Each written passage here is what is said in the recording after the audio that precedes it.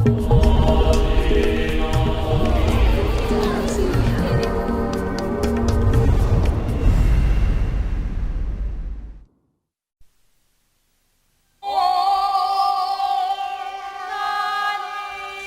Terra está revelando seus segredos. Múmias, corpos imortalizados pela ciência antiga ou pela vontade da natureza. Seus restos preservados nos fornecem pistas milênios afora, testemunhas silenciosas que falam por meio de suas roupas, sua pele, suas unhas. As múmias nos revelam verdades sobre o passado, trazendo informações há muito esquecidas.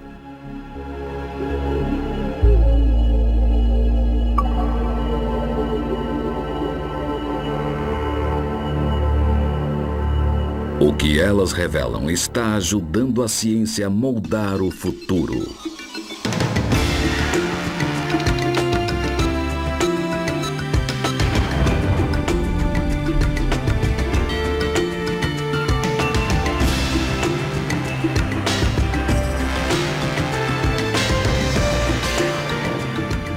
O Guia Completo das Múmias. Na costa norte do Peru, fica uma pirâmide feita de milhões de tijolos de barro.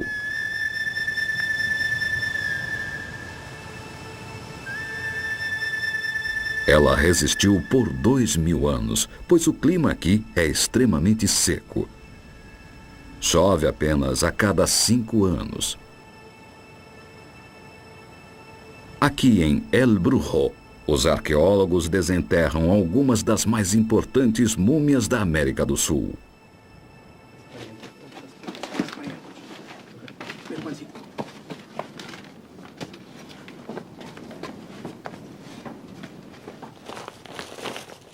Elas nos dão pistas sobre uma civilização esquecida do Vale Chicama.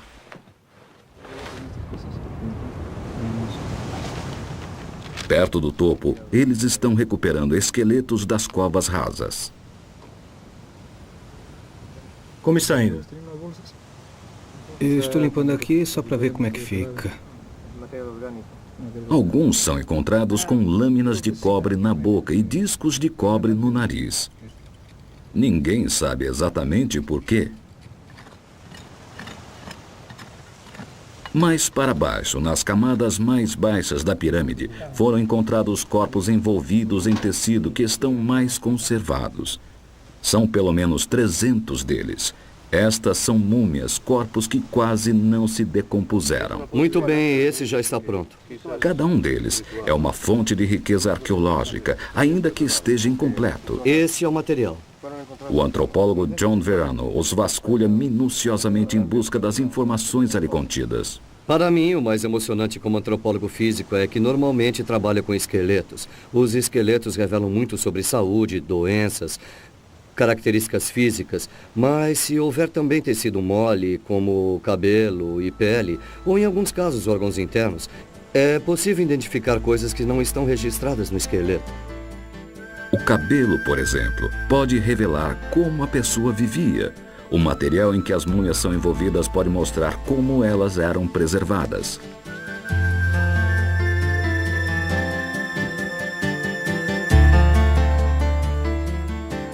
O povo Chicama não tinha linguagem escrita, mas deixou uma história na forma de seus próprios corpos. Esta mulher morreu há 1500 anos.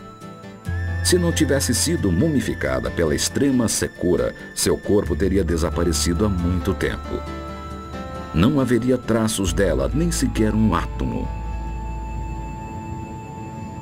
Normalmente, a natureza consome completamente o corpo, algumas partes mais rápido que outras. Quando um animal morre, a natureza tem um jeito engenhoso de se desfazer do corpo. O cadáver é atacado por dentro. Bactérias que se alojam no intestino começam a devorar seu hospedeiro.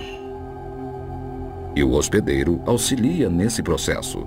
Quando uma célula morre, reservas de dentro dela liberam substâncias corrosivas que destroem suas paredes, abrindo caminho para as bactérias entrarem e se alimentarem.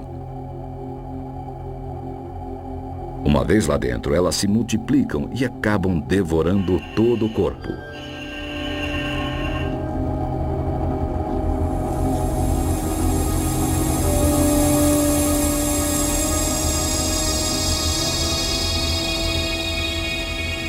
Todo o processo dura cerca de uma semana.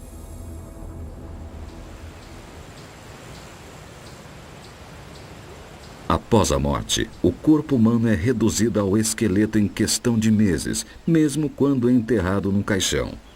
Mas há alguns lugares em que as condições locais impedem que isso aconteça.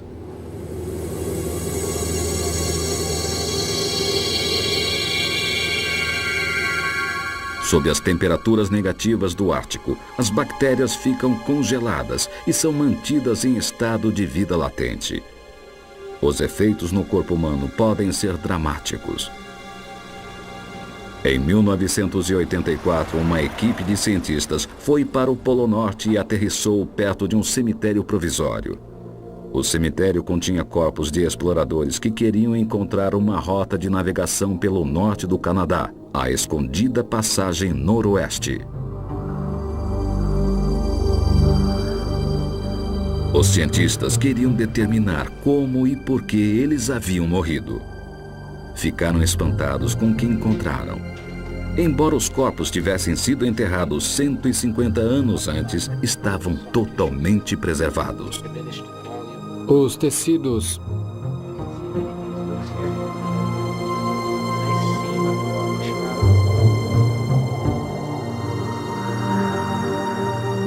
Mas sob a superfície, elas não estão perfeitas como parecem. Quando o corpo é congelado, cristais de gelo se formam nos espaços que cercam as células. Isso danifica as delicadas paredes das células. Se as múmias tivessem sido degeladas, essas células danificadas teriam se liquefeito. Os cientistas examinaram os corpos o mais rápido possível para minimizar o risco de degelo. Espere aí, parece que ele tem... Eles encontraram indícios de tuberculose e de intoxicação por chumbo por causa das latas onde eram armazenados os alimentos dos exploradores. Então eles levaram as múmias de volta às suas covas geladas.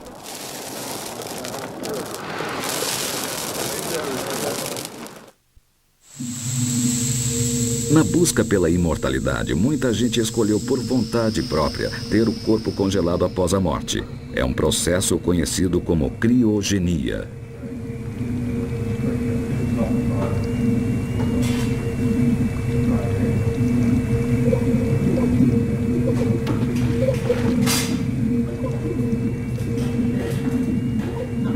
Apesar dos danos que o congelamento provoca nas células fundamentais, essas pessoas esperam que chegue o dia em que os cientistas possam ressuscitá-las e recuperar suas células para que elas vivam eternamente.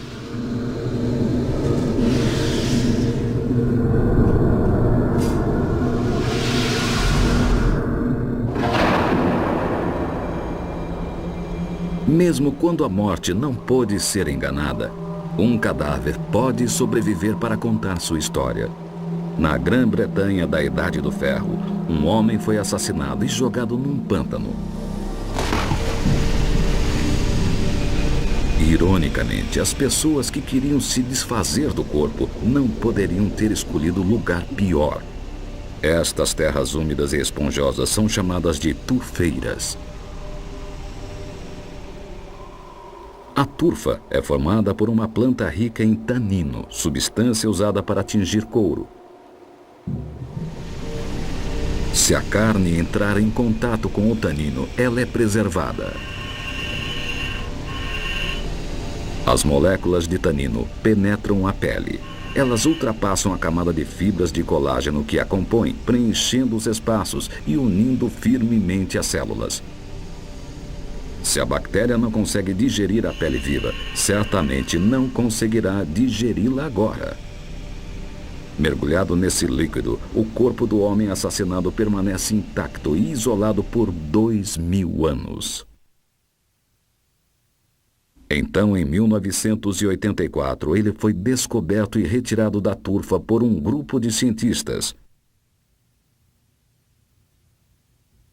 Uma vez removida a turfa, eles começaram a procurar pistas.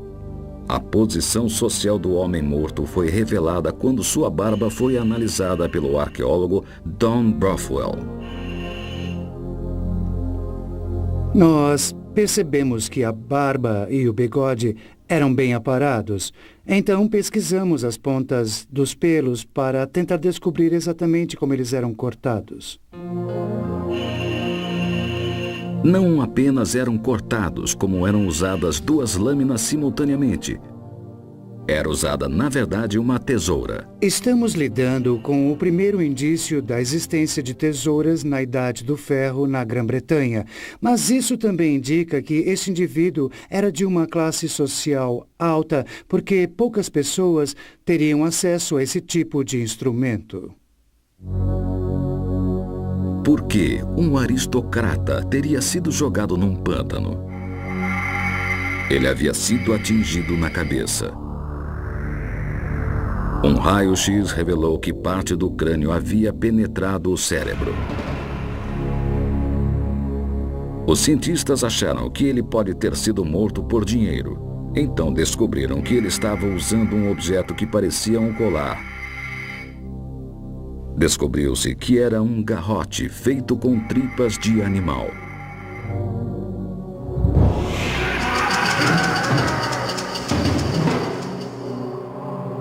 Com a ajuda de um espelho posicionado sob seu queixo, eles conseguiram ver uma laceração profunda. Sua garganta havia sido cortada. Ele apresentava diversos ferimentos que, isoladamente, poderiam ter causado a morte. Mesmo assim, eram vários deles, o que mostra que não se tratou de um assassinato simples. A melhor resposta acho que é sugerir que o indivíduo tenha sido morto no ritual e que várias pessoas participaram de uma espécie diferente de assassinato. Até hoje, 1.800 múmias bem preservadas foram recuperadas das turfeiras do norte da Europa. Quando este corpo foi enterrado há 5.000 anos, a areia quente agiu como uma esponja e absorveu todos os seus fluidos. Sem acesso à água, as bactérias morreram e o corpo foi preservado.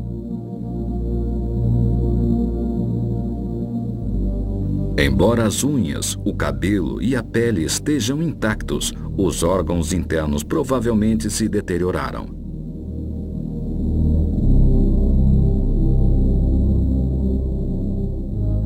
Imagens como esta devem ter causado forte impressão nos egípcios. Com o desenvolvimento da sociedade, as vestes funerárias tornaram-se mais elaboradas. Como as covas na areia já não bastavam, começaram a fazer tumbas de tijolos. Aqui, debaixo da terra, em caixões de madeira, seus entes queridos ficavam protegidos do sol escaldante e da areia.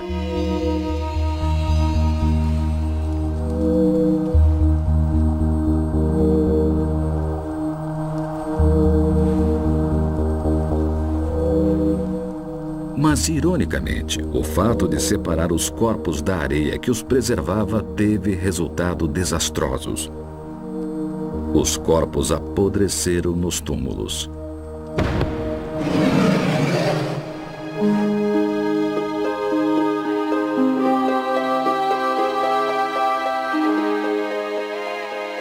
Pelo que os egípcios escreviam, sabemos que eles acreditavam na vida após a morte. Mas para ter direito a ela, o corpo precisaria estar em perfeitas condições.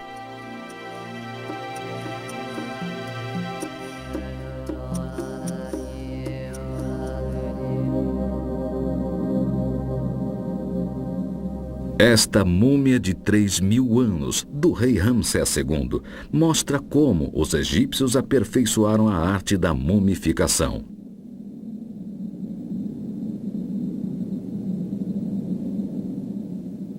Mas estes hábeis embalsamadores nunca documentaram seus métodos.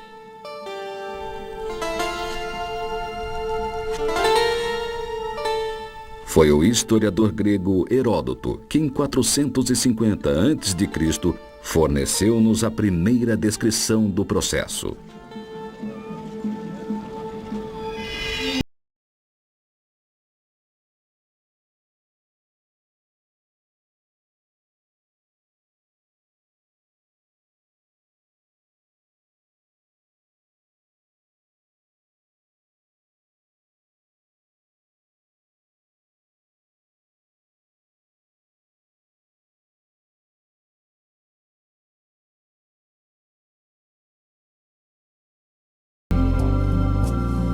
Primeiro eles pegam um pedaço curvo de ferro e com ele retiram o cérebro através das narinas.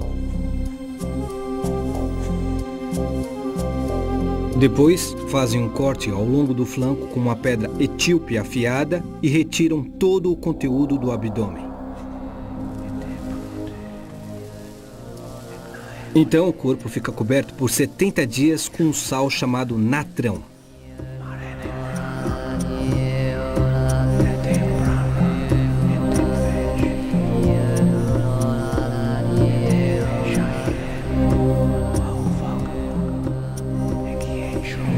O corpo é envolvido dos pés à cabeça em bandagens de tecido fino de algodão e coberto com uma resina que normalmente os egípcios usam no lugar da cola.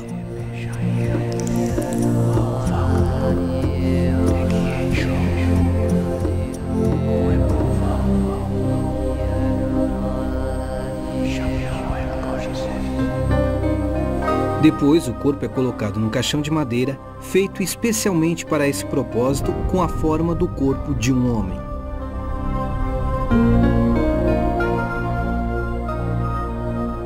Heródoto descreveu de modo geral como o processo era feito, mas deu poucos detalhes. Há 6 anos, um grupo de cientistas, que incluía o especialista em necrópsia Ron Wade, decidiu pesquisar para preencher as lacunas. Eles decidiram fazer uma múmia seguindo as instruções gerais do historiador grego. Tinham à disposição o cadáver de um homem de 76 anos que havia doado o corpo para a ciência.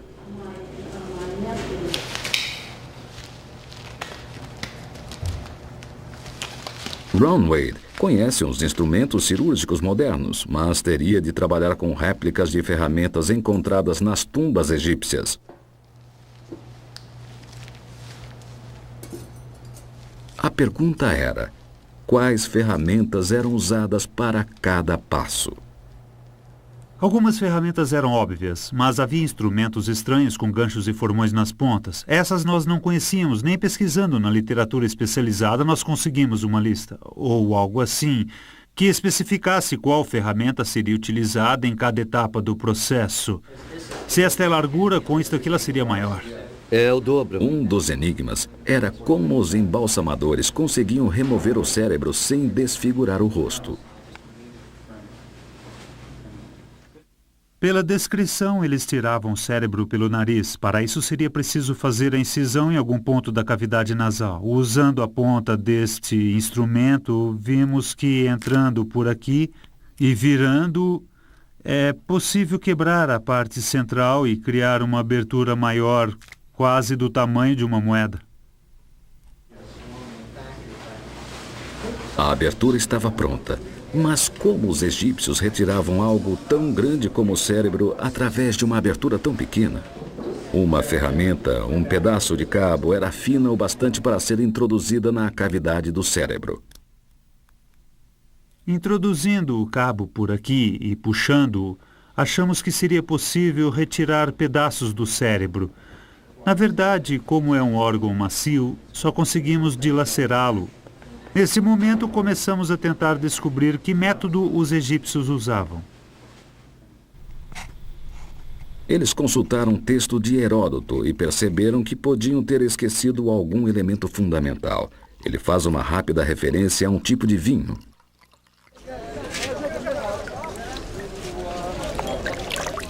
É uma bebida feita com tâmaras e é muito forte.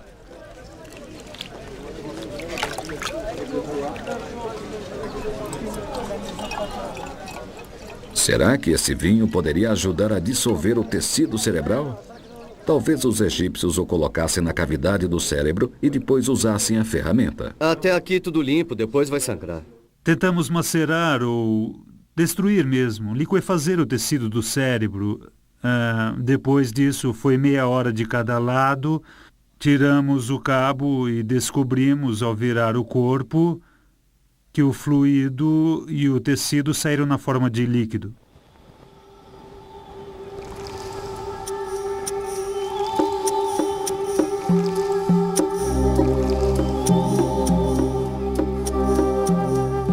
Outro grande mistério foi como os egípcios conseguiram deter o processo de decomposição.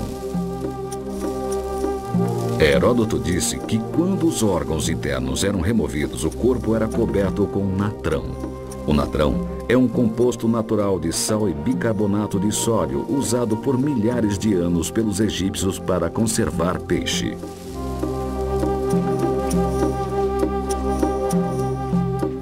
O sal atua como uma esponja, absorvendo fluidos do corpo do peixe, enquanto o bicarbonato de sódio reage com a umidade e cria um ambiente alcalino que mata as bactérias. Juntos, eles são ideais para a conservação. Os cientistas importaram 300 quilos de natrão de sua fonte natural, os lagos salgados do norte do Egito. Deixaram o corpo numa sala com a mesma temperatura e umidade que havia no Egito. Eu estava apreensivo, não sabia se isso daria certo e se o corpo não se decomporia sob toda essa quantidade de natrão. Várias semanas depois, eles se surpreenderam ao ver que o corpo estava realmente intacto. A parte superior do corpo ou da múmia estava dura porque havia sido dessecada. A água havia realmente saído, o tecido estava muito escuro, o que indicava a ausência de água.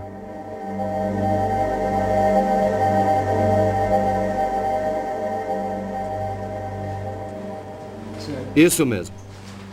Centenas de metros de bandagem de algodão foram usados para envolver a múmia, criando uma vedação que impedia o acesso de insetos. Seguindo as indicações de Heródoto, uma resina com substâncias químicas que matam germes foi usada como cola para manter as bandagens firmes. Mas será que esta múmia vai resistir ao tempo? Agora só preciso de parafusos.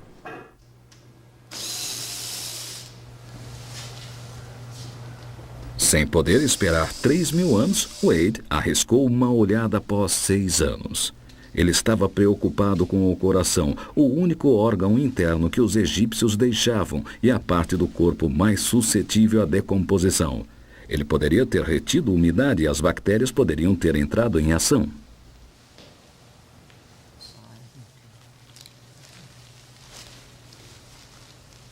Vamos penetrar a cavidade peitoral. Com a ajuda de um cirurgião, Wade usou um endoscópio para verificar a superfície do coração. Aquela que ficou perto do coração. Certo, certo. Aí está o coração. Eles não gostaram do que viram. Parece que há alguma coisa no coração. É. Se é bactéria, fungo, eu não sei. Quer fazer a biópsia agora? Eles decidiram fazer uma biópsia do elemento misterioso. Bem no alto desses e... Desliguem a câmera. Bem ali. Vamos fazer a biópsia. Está vendo? É duro. É como calcificação. É. A rigidez da estrutura indicava que ela era seca e livre de bactérias. A biópsia confirmou que a superfície do coração não estava se decompondo. Para verificar o interior do coração, eles usam um tomógrafo. Não foi encontrado sinal de decomposição. Ainda é cedo, mas todos os indícios são bons. A experiência de Wade foi um grande avanço para explicar em detalhes como os egípcios mumificavam seus mortos.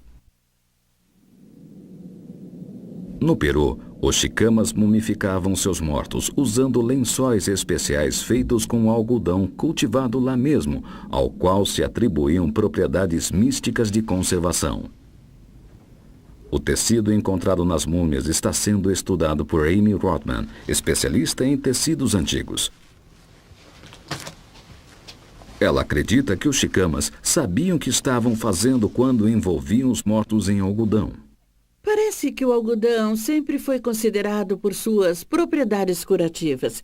Muitas das amostras, quase todas elas, têm uma espécie de A almofada de algodão não beneficiado colocado sobre o rosto, sobre os olhos. Acho que eles sabiam que o algodão podia preservar o corpo. O problema é a umidade. Foi o que estragou. O fato de os corpos estarem enterrados bem perto da superfície indica os motivos para fazer isso. Talvez os mortos pudessem ser consultados nos momentos de necessidade. Eu não sei se o processo continuaria. Alguma coisa fez aparecer esta coloração verde aqui em cima. Repara bem nisso. Eu acho que foi isso que... A forma como algumas múmias estão posicionadas dentro dos invólucros de algodão parece confirmar essa teoria. O corpo fica sentado como se estivesse alerta, pronto para falar. Para os chicamas, os mortos permaneciam de certa forma vivos. Não havia dúvida que havia um culto muito forte. Os ancestrais tinham poderes e estavam ligados à terra. Eles queriam preservar os ancestrais para, na verdade, atestar o fato de que a terra era deles e eles haviam estado ali por muito, muito tempo. Alguns corpos estão mais bem conservados, mas todos eles revelam alguma coisa sobre sua civilização. Usando as mesmas técnicas que um legista usaria hoje, Verano está tentando descobrir se esse povo há muito esquecido era de caçadores, agricultores ou pescadores. O cabelo ajuda nisso.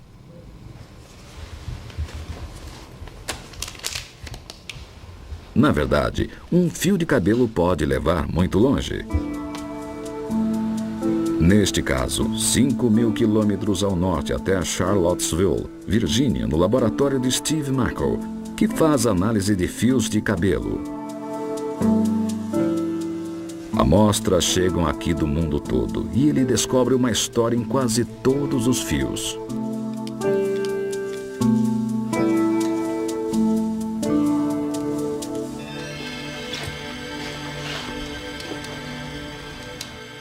Há muito cabelo no mundo.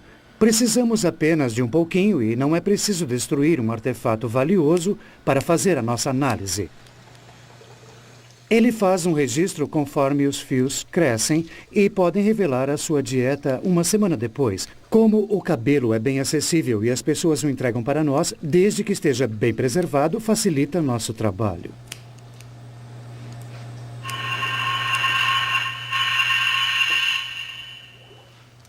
Após uma refeição, os nutrientes alcançam a corrente sanguínea e são absorvidos pela raiz de cada fio. Esses traços químicos da alimentação ficam presos no cabelo e são empurrados para fora quando o fio cresce. A cada mês o cabelo cresce 13 milímetros, mantendo um registro do que está sendo ingerido. Mas por quanto tempo? Será que as amostras do Peru vão dizer a Mako o que esse povo antigo comia no jantar? Ele coloca na máquina alguns fios de cabelo de uma múmia. Eles são imediatamente vaporizados, permitindo que a máquina identifique os átomos individualmente. O espectrômetro conta todos os átomos e os diferencia, encontrando assinaturas químicas típicas de cada tipo de alimento. Então, o que os chicamas comiam? É uma surpresa. 9 amostras dessa população da costa do Peru revelam a presença de muito milho em sua dieta, o que é interessante porque é uma população que vive na costa. Mas uma parte significativa, 90% ou mais de sua dieta, vem de derivados do milho ou plantas da mesma família. Eles viviam na costa, mas não encontramos indícios de alimentos vindos do mar. Foi um trabalho investigativo como este que solucionou outro mistério sobre múmias do outro lado do mundo. Dominique Montserrat é um egiptólogo que ficou intrigado com um artefato misterioso que ficou nas câmaras mortuárias do Museu Nacional da Escócia por mais de 100 anos.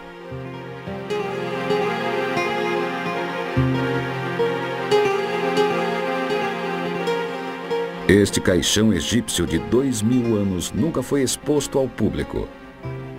Esta é a primeira vez que ele é visto em filme. É de um dos últimos períodos da história do Egito Antigo e é o único caixão duplo já encontrado. Há 2 crianças nele. Só de olhar para ele posso dizer que provavelmente é do século II depois de Cristo, sobretudo por causa da cor, muito característica desse período, e da decoração. A pintura é simples, com muito vermelho e verde. É típica daquele período. Aqui na estrutura do caixão, há representações de redes estilizadas, que permitirão que as crianças renasçam na forma mais perfeita e vital no outro mundo. Elas estão prestes a entrar num barco, com o qual vão viajar com o deus Osíris para renascer no outro mundo.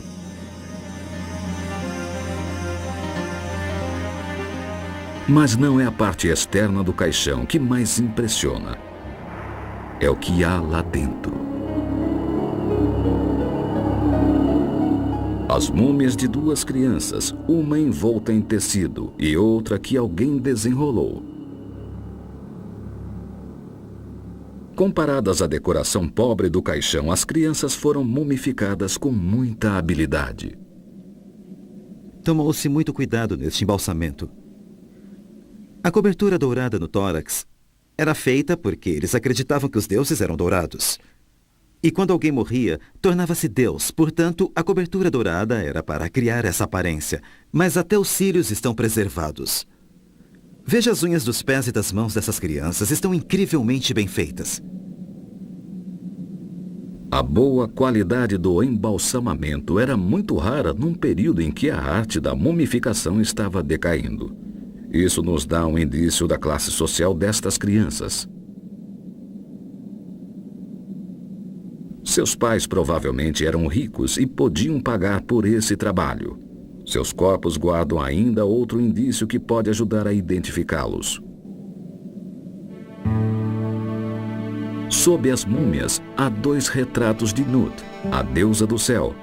Um para cada criança. São muito parecidos com os retratos de Nut encontrados nos caixões da maior parte das famílias importantes de Tebas, capital do Antigo Egito. Esta é a família de Cornélio Sótia, um homem muito rico que foi governador de Tebas durante o reinado de Adriano por volta do século II, em meados do século II depois de Cristo, que é a época certa. Eu estou achando que as crianças são mesmo da família de Cornélio Sótia. Enterradas com as crianças, estavam 2 orações para protegê-las na outra vida. Quando o especialista em hieróglifos Bill Manley traduziu os textos, conseguiu mais detalhes do que esperava. Há 2 coisas muito interessantes reveladas pelos textos. A primeira é o nome deles. Um se chamava Pediamon, o outro se chamava Penhurupabik. 2 nomes masculinos. Então sabemos de que sexo eram. 2 meninos, provavelmente da mesma família, enterrados juntos. Mas qual era a relação entre eles? A outra coisa que o texto mostrou foi o nome das mães.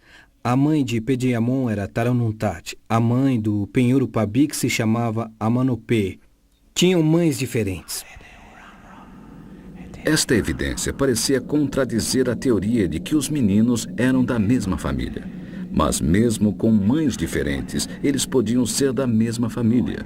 A tecnologia moderna tem uma forma de descobrir isso sem intervenção e sem desembrulhar mais as múmias. Penhurupabik foi colocado num tomógrafo, um equipamento que mostra qualquer parte do interior do corpo. Isso permitiu que o ortodontista James Moss examinasse os dentes dos meninos e procurasse neles semelhanças genéticas. Ele também descobriu, pelo estágio de desenvolvimento dos dentes, que idade os meninos tinham quando morreram. O mais novo deste lado provavelmente tinha 1 ano. Este menino tem provavelmente 3 anos. Agora, se virarmos as 2 imagens para vê-los não de frente, mas de perfil,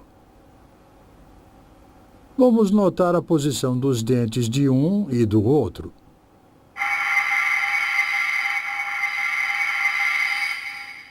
A mandíbula superior do mais velho se encaixa adiante da inferior. O mais novo tem exatamente a mesma característica. É um traço hereditário que eles compartilham. Eu diria que há uma ligação genética muito forte entre as duas crianças. Eles teriam sido enterrados juntos porque eram meio-irmãos de diferentes mães, mas do mesmo pai. Ao ler as entrelinhas dos hieróglifos, Bill Manley desenvolveu uma teoria. Nesta família, lidamos com a situação em que a esposa morreu, então o pai casou novamente e também outra criança nasceu. E poucos meses após a morte da primeira esposa, as duas crianças, a da primeira mãe e da segunda mãe, morreram na mesma época. Os cientistas querem saber por que eles morreram. Qualquer que tenha sido a causa, estes meninos são duas das últimas múmias que foram feitas.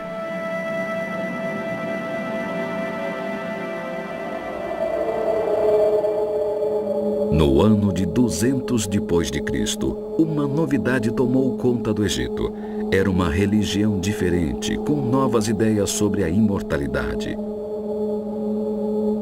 O cristianismo fazia uma profunda distinção entre o corpo e a alma. O corpo era apenas a morada temporária da alma e deveria se decompor naturalmente, ao passo que a alma prosseguia sozinha para o outro mundo. Em suas tumbas, as múmias tornaram-se relíquias de uma outra cultura que foi esquecida, exceto pelos ladrões de sepulturas e pelos curiosos. Isso até o século XIX, quando os europeus repentinamente se interessaram por elas. Houve uma onda de egiptologia amadora e um grande interesse pelas coisas do Egito. Velhas histórias sobre múmias e seus mágicos poderes curativos foram retomadas e muitos corpos foram moídos e vendidos como remédio.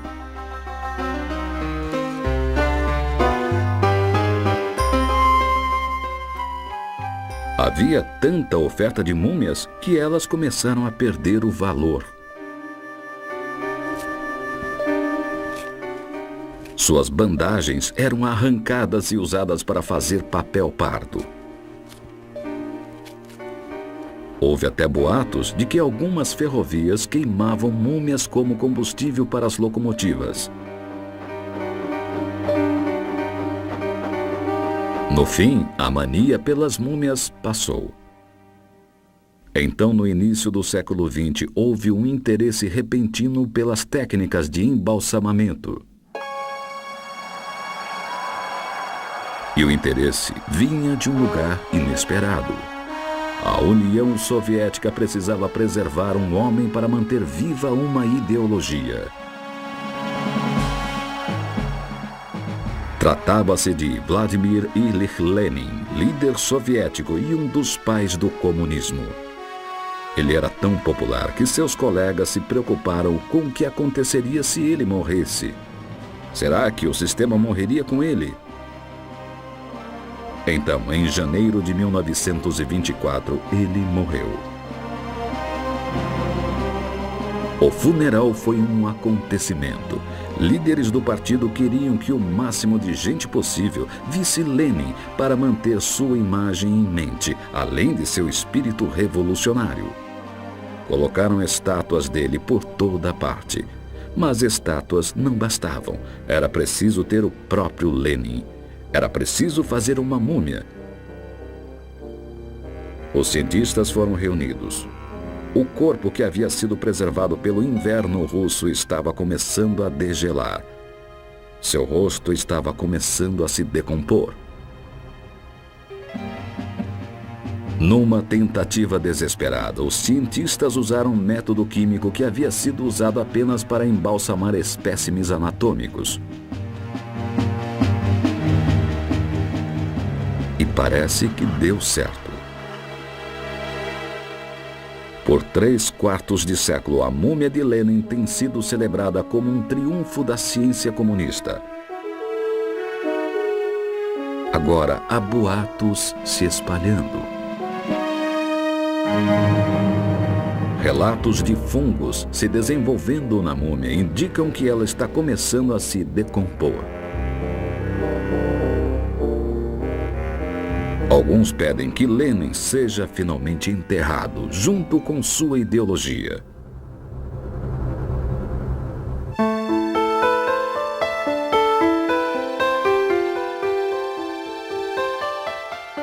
Talvez nossa única esperança para a imortalidade esteja no ciberespaço.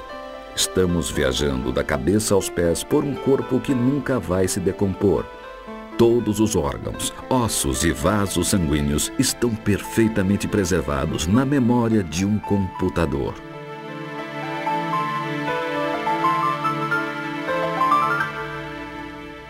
Os cientistas podem usar esta múmia digital para a pesquisa. A pressão que uma atividade causa sobre um grupo de músculos pode ser avaliada com mais eficácia no corpo virtual do que no verdadeiro. Estudantes de medicina podem praticar na múmia digital sem machucar ninguém. Sua carne pode ser cortada e cicatrizar diversas vezes, até que uma técnica cirúrgica seja aperfeiçoada. O homem que a inventou foi o anatomista Victor Spitzer, e seu primeiro problema foi encontrar um corpo para transferir ao ciberespaço. Foi muito difícil encontrar um corpo porque a maior parte dos cadáveres apresenta sinais visíveis da morte.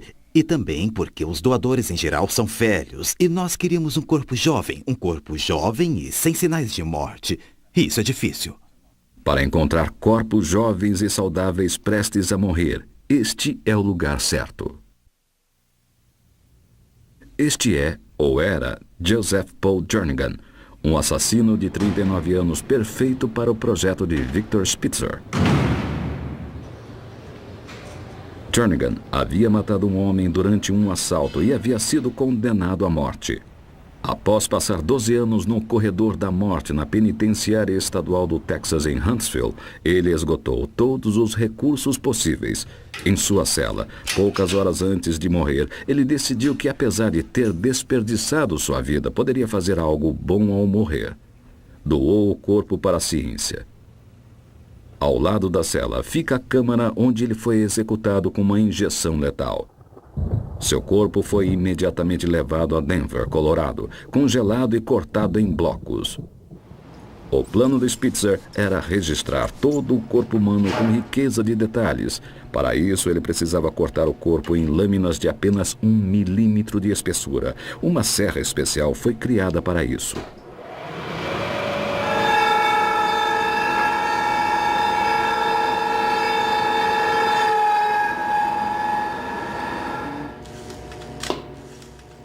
Cada lâmina foi fotografada por uma câmera digital e depois o corpo todo foi remontado como um baralho no computador.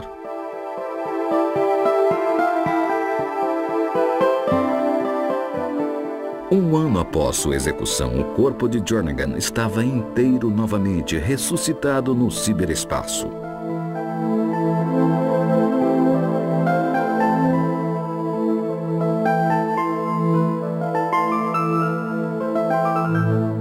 O anatomista Bob Rice usa o corpo de Jernigan para ajudar a criar roupas espaciais para a NASA.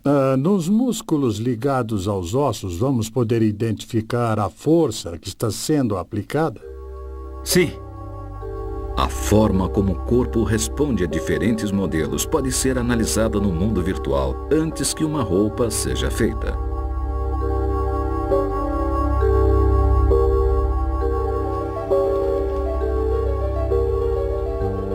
O homem do mundo digital pode ser submetido às condições extremas que um astronauta precisaria enfrentar. Usando realidade virtual, Bob Rice pode monitorar os efeitos da gravidade zero nos ossos e músculos sem arriscar nenhuma vida.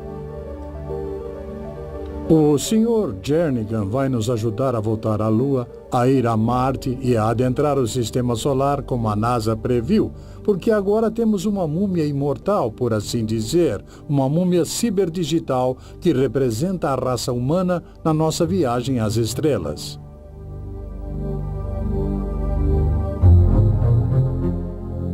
A primeira múmia ciberdigital pode nos levar ao futuro, mas tem muito em comum com suas companheiras do passado. Enquanto o homem continuar encontrando e desenterrando esses mensageiros antigos, são infinitas as respostas que eles podem dar. A Terra ainda tem muitos segredos para revelar.